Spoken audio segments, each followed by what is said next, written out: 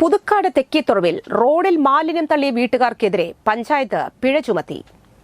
മാലിന്യത്തിൽ നിന്ന് കണ്ടെത്തിയ വിലാസത്തിൽ നിന്നാണ് വീട്ടുകാരെ പഞ്ചായത്ത് അധികൃതർ കണ്ടെത്തിയത്.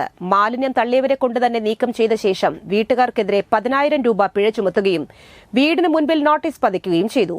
പുതുക്കാട് പഞ്ചായത്ത് സെക്രട്ടറി ഉമാ ഉണ്ണികൃഷ്ണന്റെ നേതൃത്വത്തിലാണ് നടപടി. ഉപയോഗശൂന്യമായ പ്ലാസ്റ്റിക്കും ഭക്ഷണ മാലിന്യങ്ങളുമാണ് പാതയോരത്ത് തള്ളിയത്. മാലിന്യത്തിൽ നിന്നും ലഭിച്ച പാഴ്സലിൽ നിന്നാണ് മാലിന്യം തള്ളിയ ആളെ തിരിച്ചറിഞ്ഞത്. വള്ളിക്കുന്ന് അമ്പലത്തിന്റെ പുറകുവശത്തും ചെറുവാളിലേക്ക് പോകുന്ന റോഡിന്റെ പരിസരങ്ങളിലുമാണ് മാലിന്യങ്ങൾ തള്ളിയിരിക്കുന്നത്. ഡെങ്കിപ്പനിയടക്കം പല പകർച്ചവ്യാധികളും പടരുന്ന സാഹചര്യമാണ് സാമൂഹ്യ വിരുദ്ധർ ഉണ്ടാക്കുന്നതെന്ന് നാട്ടുകാരുടെ പരാതിയുണ്ടായിരുന്നു. അമിതമായ അളവിൽ ഭക്ഷണ മാലിന്യങ്ങൾ തള്ളുമ്പോൾ തെരുവുനായ്ക്കളുടെ ശല്യം ഉണ്ടാകാനിടയുണ്ടെന്നും പ്രദേശവാസികൾ ചൂണ്ടിക്കാട്ടുന്നു.